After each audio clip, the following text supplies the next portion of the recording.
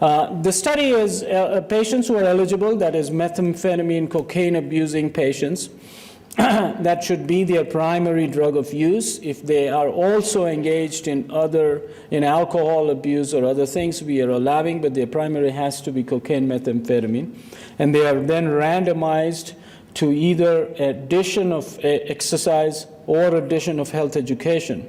And we can talk about that if there is time in the discussion about why this was put in as a control condition, but that the idea of what is the most ideal control condition for exercise has gained a lot of attention in the field with no real obvious solutions in my mind. Every solution that we come up with as a control condition for exercise has its inherent problems, so we can talk about what at least we saw in the health education component.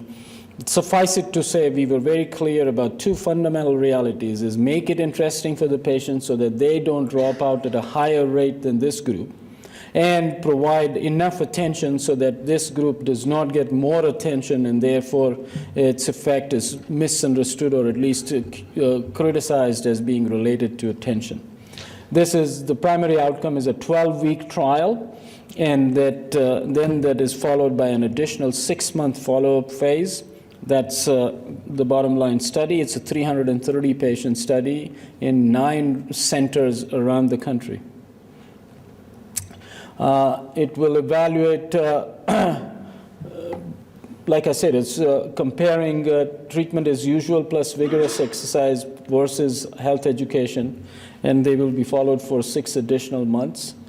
And we are trying to, because these patients will come into residential treatment settings, we will basically acquire the time of abstinence from the time they start in the study up to 12 weeks as a primary outcome, and then 9 months of total 9 months, 6 months additional for the long term.